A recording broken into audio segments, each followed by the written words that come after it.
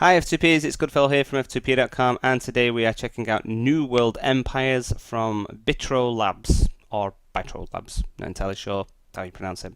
They are the developers behind Supremacy 1914 and Call of War 1942, if the look of this game didn't already give that away. All three games look very, very similar. Supremacy 1914, World War One, Call of War 1942, World War Two. New World Empires. I'm actually not sure what the era is. I don't know. I'm gonna do a stab in the dark and say, I don't know, 1600s, maybe 1700s. It's kind of on the cusp of cavalry and musketmen, so it's kind of not quite medieval period, a little bit beyond that. So I think it's kind of more falling into the Renaissance.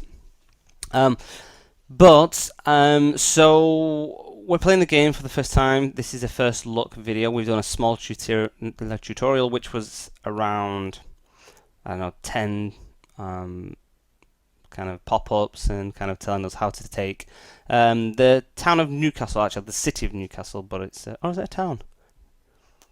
Might be a town, Newcastle, because I don't think it's got a cathedral.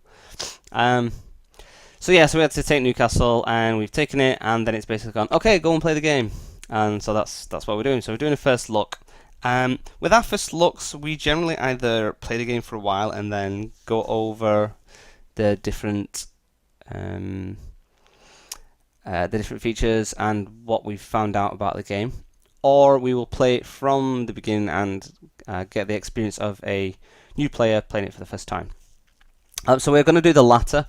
Like I said, I've not gone much further than the tutorial.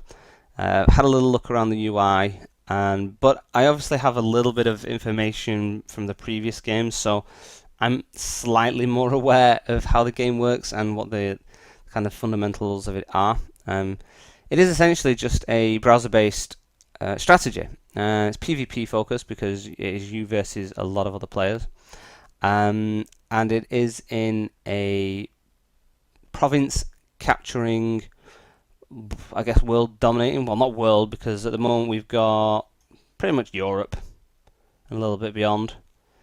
The map has the potential for opening up the Americas and Africa and Asia, but I doubt that will happen. I don't know whether it's probably going to be more for opening up new games.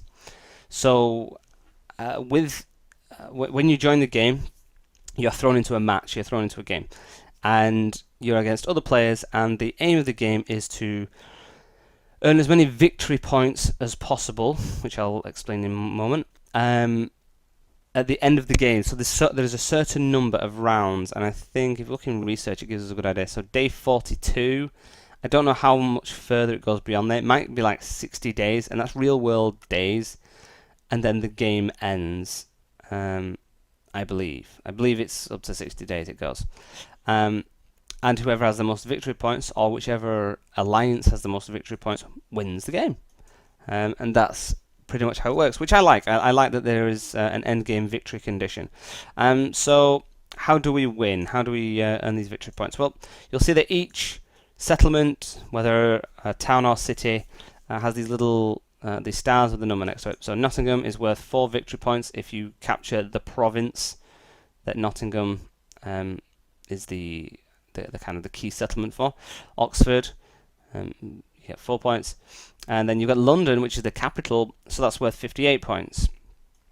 So the capitals of each major province. So I guess I think these are provinces, and I guess that's the country, because it's broken down, or wouldn't even be country. It's not countries, it's not counties, or it's a little bit of a balance of both.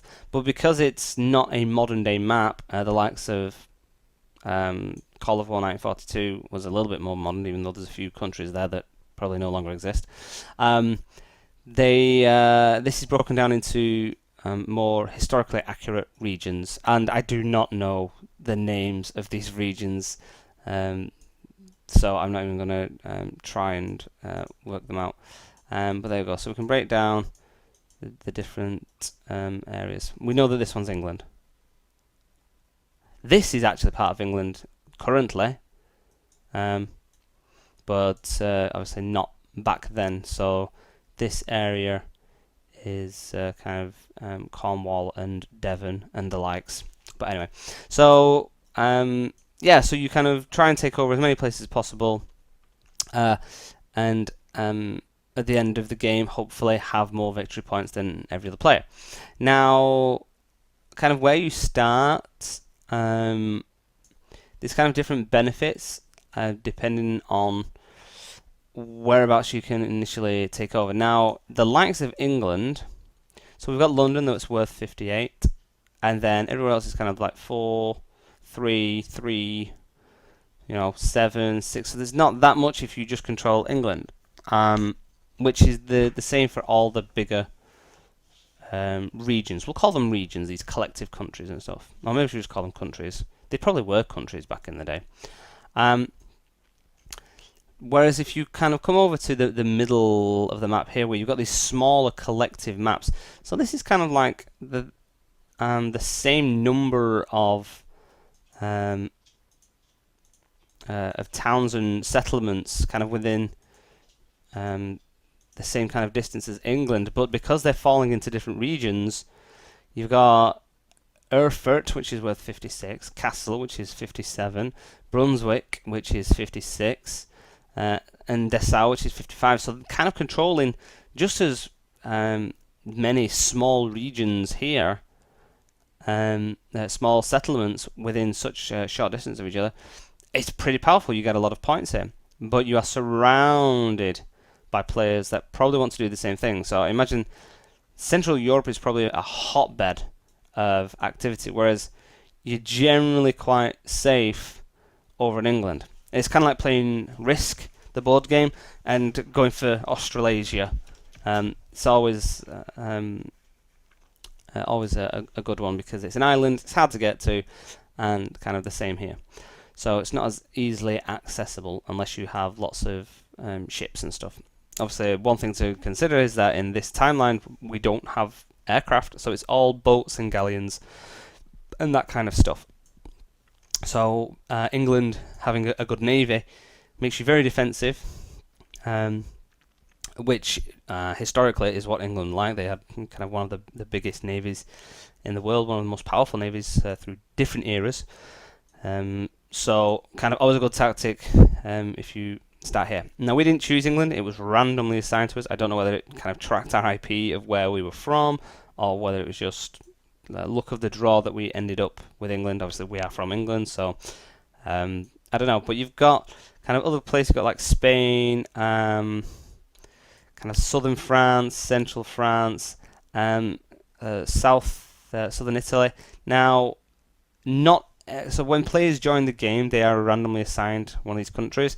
It's only the larger ones that they are given. Okay, you won't start as a player and start with kind of like a slight small X portion of, I guess, Germany. We've got Cologne and Bonn there, so I'm presuming that's kind of what would still be part of what would be Germany now. I don't know. So it's still quite balanced. It's not it's not going to give players small regions. And so to start with, you'll be pretty much fighting the AI, taking over these smaller places. But if you have another player nearby, then by all means go and smash them to pieces. So that is the general premise of the game. So how do we go about taking over places? Well, quite hard to demonstrate on this game because, as with Supremacy and Call of War, the pace of the game is extremely, extremely slow, which for some players it would just completely put them off. I mean, it takes hours for your units to move anywhere. It takes days to research new technology, and these are real world hours and real world days. You pretty much queue up what you want to do and kind of do everything you can with every unit, do everything you can with all your cities, and then pretty much log off and come back on later, and then it's done it. So one of the things, because it's PvP, monitoring your game regularly is always good, because you find out if somebody's sending an attack on you. If you don't check it and you think, okay, well, it's going to take me 4 hours to get anything done, I'll check back in 4 hours time, and then kind of like 2 hours after you logged off, somebody started attacking you, it's going to take their units 2 hours to get there. Well, if you only check in 4 hours time, then you're going to have a problem. So let's check out one of our cities or settlements or towns or whatever and see just what it looks like. So let's start with the capital. Let's look at London.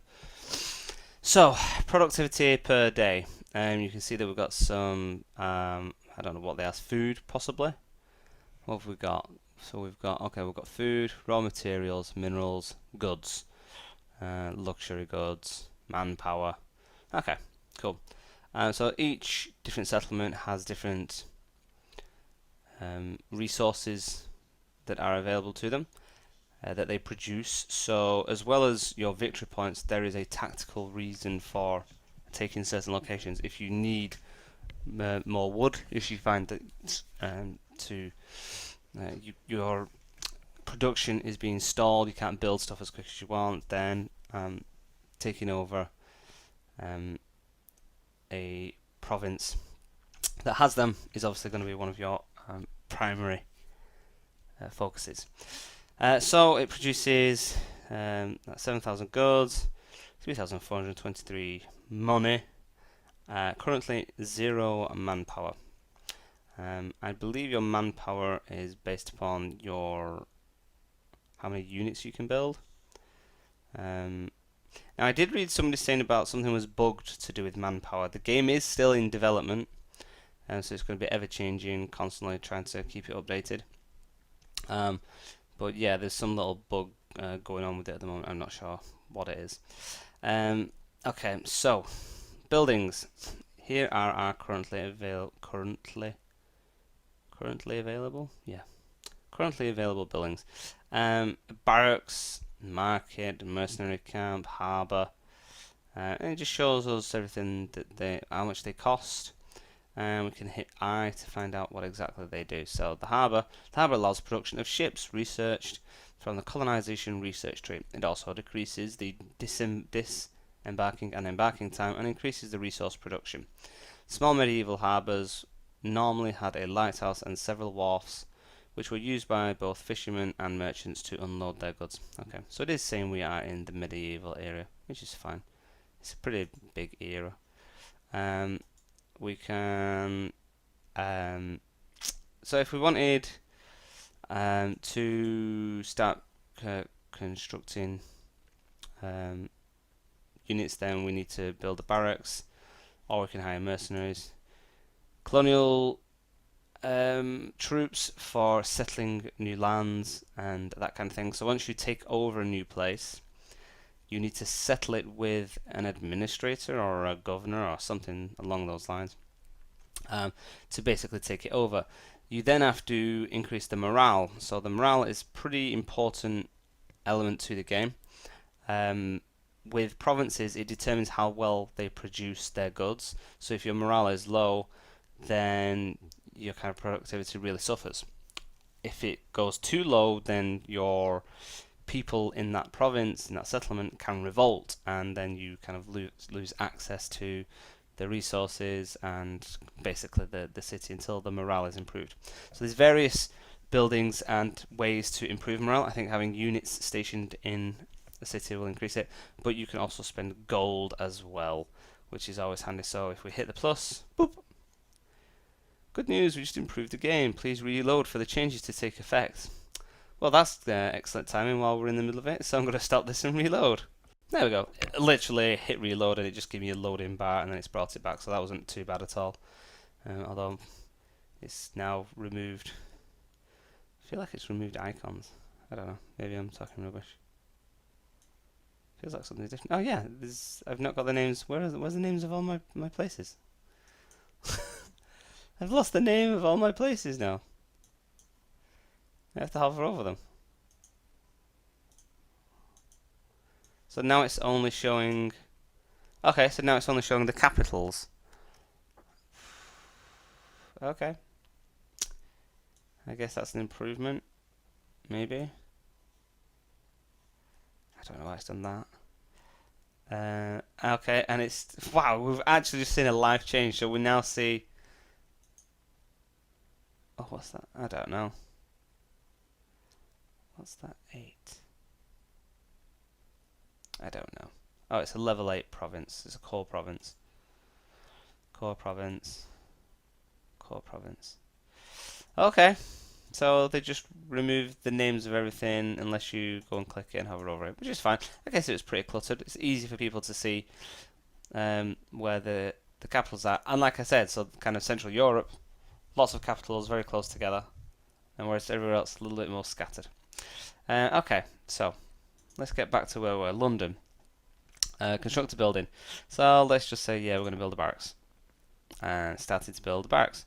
So we can wait 1 minute 24, 1 minute 23, or we can spend 14 gold and just do it instantly, which we just did, because why not? Then we can then upgrade the barracks. Now it's going to take 1 day and 11 hours and 50, so 2 days it's going to take, or we can spend 850 gold and increase the barracks. Troops, so we can produce these now. Does it tell us what level barracks? So we need a barracks level 1. These are the only units we can produce because that's all we've researched. Oh, did that not fully do it? It only did it by an hour. Okay. Okay, so it's 12 hours. What the heck? Wow. Okay, so that was a lot more expensive than I thought it was. Okay, so we've now got a level 2 barracks in London. In London. So let's check out research, see if we can get some better units. So research can be started. Heavy regular cavalry, heavy regular infantry, heavily light regular artillery. Artillery is always a good one. Let's go for some artillery. Okay, so that will take 12 hours. Start it, and then it's finished. As easy as that. So we can just research all these. Otherwise, they would take 2 days. I mean, we are spending a lot of money to get these so quickly. But we were provided 200,000 gold by Bitro Labs. So we've got a hell of a lot of premium currency. Other players would have to wait days to be able to research these technologies. So we can just do it. Last one. So we've got all our warfare technologies researched.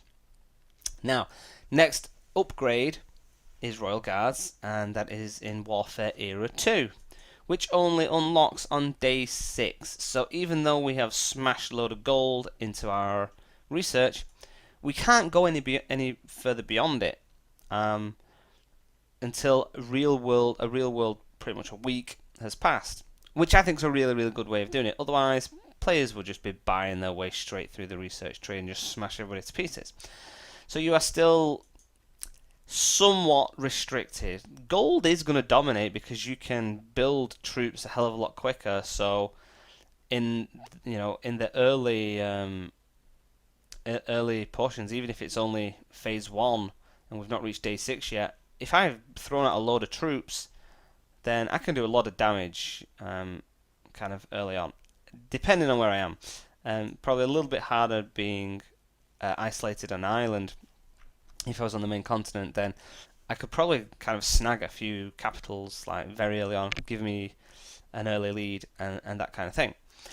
So economy, we can get mercenary cavalry, we can get fortresses, infrastructure. There's so much stuff we can do. So let's have a look what infrastructure does. Infrastructure increases the speed of the units and the money income. The early roads were unpaved trails. Once paved with stones, they allowed faster journeys between the main trade nodes. So there you go. Sounds like it's totally worth doing it.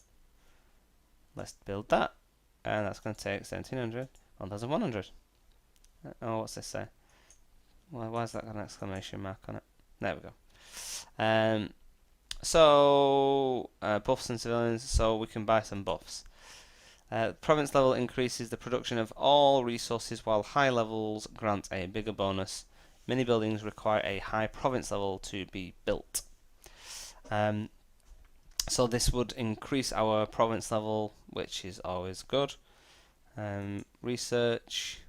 University allows you to produce civilian units outside of your capital and increases the money production.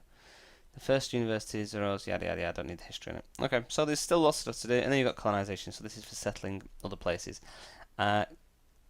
Galleys and stuff we would most definitely need. There you go, so it's showing us what we unlock and what they upgrade to as we go down the line. But yeah, so obviously to start with, we personally would just conquer the we would form the United Kingdom, I guess. We would take Cornwall, Devon, Wales, Scotland, Ireland, and then the kind of the British Isles, and then kind of decide where we want to filter into, who we want to take off, who we want to crush. So that's kind of early construction. So let's have a look about combat. So let's have a look at taking Haddington with the 2 units we've got here. So what we can do, you've got espionage, and because we've got Haddington selected and it's part of Scotland, we can spend gold. We've got options of what we can do, and you can earn gold in the game as well. I believe. I might be wrong. It might only be a premium currency, but even if not, everything you can do everything with the game without paying gold. It's just there are a lot of gold options. But anyway, so we're going to go into Haddington, and if we reveal the armies for 750 gold, whenever you feel like it, there we go. So we've revealed 6 armies for Scotland.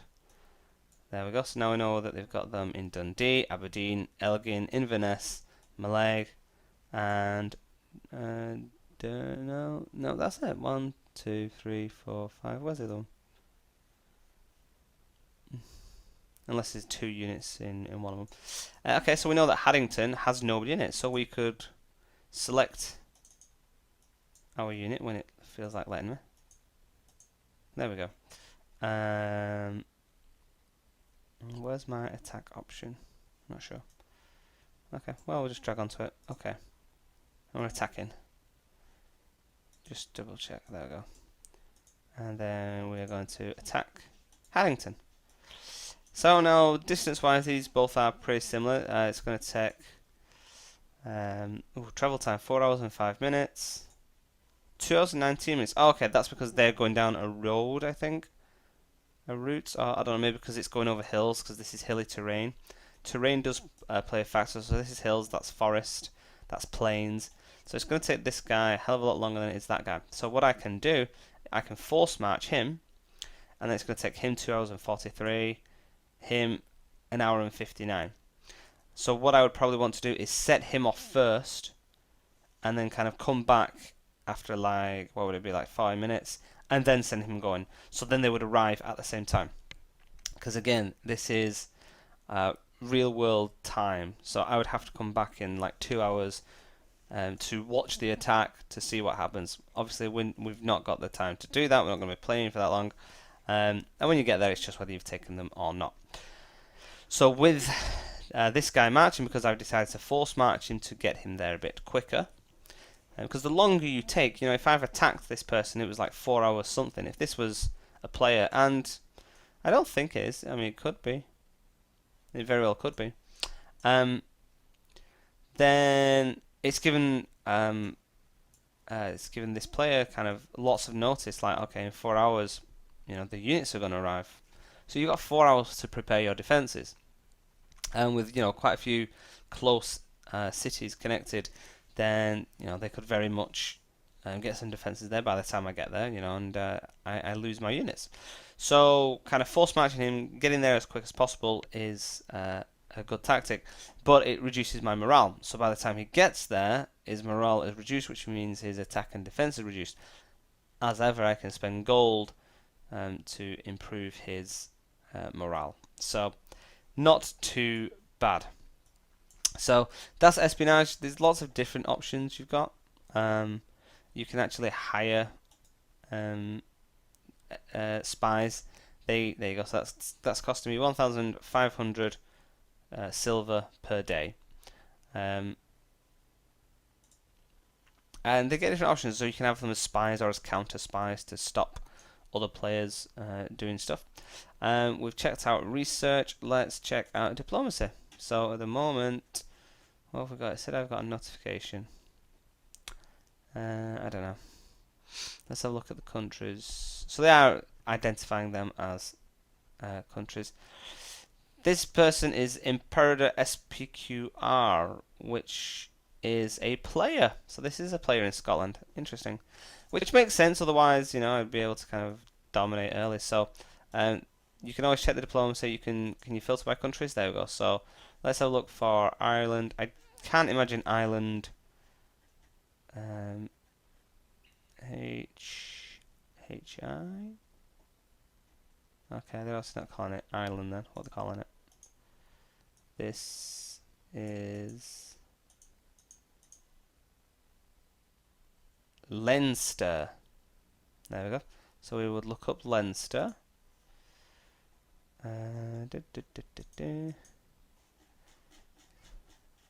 HIG Leinster. So it's not. So this is computer AI at the moment. So we'd be safe attacking these. This is obviously a player. Now, I'm not going to do it, but I could, because I kind of did it in the previous YouTube video when we played Call of War. I built up loads of units and attacks. Well, I thought it was a player. It might not have actually been a player. And people, oh man, people are trying to play the game. It's like, fair enough. I could spend, 177,000 on units and just send them throughout this player and just smash him out of the game straight away.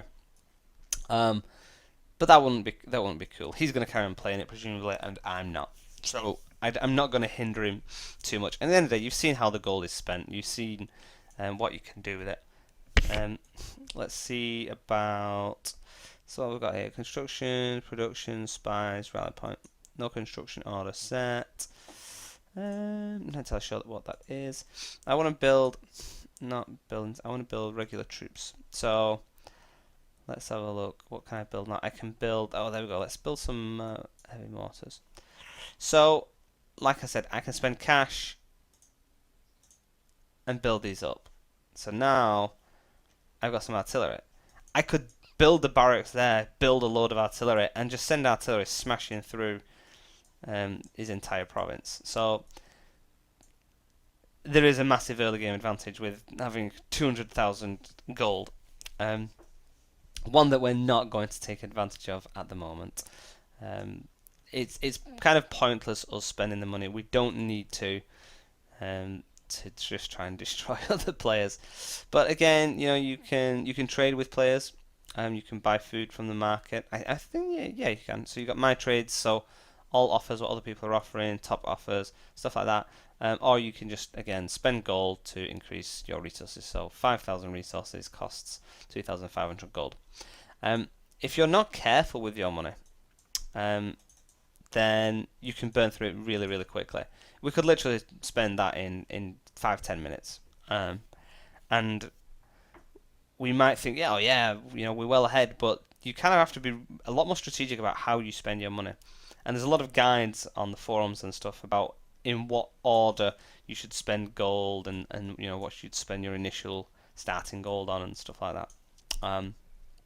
So it's always quite interesting to see how other people do it. So what else we've checked? So this is an overview of our provinces.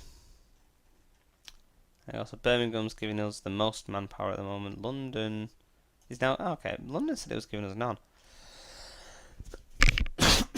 Okay, London's now saying it's giving us 1,440. I don't know why it wasn't before. I thought it was odd that it wasn't showing any manpower. Maybe that's what the bug was about that people were mentioning in the chat. That it was showing there was no manpower and you could still build stuff. I think it was around those lines. So I think that little update to the game was making sure that that started working properly. And I've now noticed, I don't know how it's happened, I don't know what I've pushed, but I've noticed all my names have come back. So, okay. How strange. Okay, so it's in the market, it's in the province list, it's in diplomacy, it's in research. Newspaper, always an interesting one. I think it's pretty cool. I think it's probably one of my favourite features in the game. You get an update of everything that's happening. So, Le Mans has fallen, Sivas has fallen, Newcastle has fallen. This is potentially new players joining the game. Obviously, we'll kind of... You normally get an announcement of places being attacked, as it is day one of this new server. Once this fills up with players, I think there's like a window for how many players, for how... I think it has to be in the first day. It won't let you join an active game kind of like on day 2 because you'd already be behind. I believe that's kind of how it works. So it just opens up new games and fills them as quickly as possible. And this gives you an update of everything that's happening in the game. So where's attacking where, who's invading, what trades being made. Oh, this was the map that I'd said I'd seen. I couldn't remember where I saw it. So again, they've kind of got open areas. Now I think this is Europe. I don't think I'd be wrong in saying that this is a Europe game, a Europe map, and you can choose different maps. I don't know whether an America's map is available, because in this timeline, I think it would literally just be Native Americans and maybe Spanish conquistadors taking over South America, potentially. Yeah, I don't think there's that much going on. Oh, maybe some Aztecs and stuff. So it kind of goes away from what the game is about. But it might open up for colonies and stuff like that. I don't know. I don't know whether you can explore that far over, because I think if you could, the map would be way too big for players to try and take over in 60 days. But yeah, so you can see the politics, you can check out the economy, you can check out enemies and allies, what's going on. There you go. Me doing loads of stuff. Oh, so that's just, yeah, okay, so my enemies and my allies. Myself. And then all. You can write an article. You're gonna die. No, it's medieval. Thou art all sworn to perish. Mine sword is sharp and my mind ist sharper. Sounds a bit German, ist. There you go.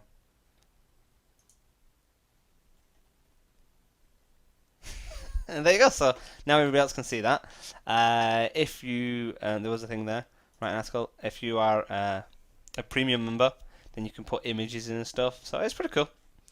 You can do a lot of stuff, and it is one of my favorite features of the game. So I'd say that's about it. I don't think there's much else to show you. Not much else I can show you. There's a lot of stuff with colonists and stuff. So we've got this explorer dude. I probably should mention that because I did it like at the beginning of the game. You can drag these to new places and they reveal new locations. So I guess they'll find like little islands and stuff like that, and they take forever to get there. But they will disembark and go and find you some new land. Then you have colonists and that kind of stuff. But all in all, very similar to the other games. I feel like there's a lot more provinces, a lot more countries for sure, given that that is the era. And so potentially a hell of a lot more different strategy and tactics would be needed for this game in comparison to the others. But yeah, there you go. So, sorry I can't show you more. Like I said, it is a slow-paced game. It's not going to be for everybody. If you're not into playing a game and keep checking back to see what's happening, then this isn't for you. Worth a try because it's free to play. But if you do like to have to think about everything, because it takes days for units to go somewhere, and if you send your units out, then realize you're being attacked from another location, and then you have to pull them back. I think it's good. I think it's fun. It's a more realistic strategy than other games such as, I don't know, Civilization or the Total War games. You know, it's a lot more fast-paced. So there you have it. If you have any questions, I'm sure somebody put them in the comments. I'm sure somebody with more of an idea will be able to help you on that. But otherwise, hopefully you found the video useful and entertaining. And if so, then please give us a like. Hit the subscribe button if you want to find out more of our videos as and when they are released. You can check us out on Facebook and Twitter at f2p.com or over on our official website at f2p.com, where we do all sorts of news, reviews, videos, and giveaways. So thank you guys for watching. I have been Goodfellow, you have been you, this has been New World Empires, and hopefully we shall see you in the next video. Bye bye!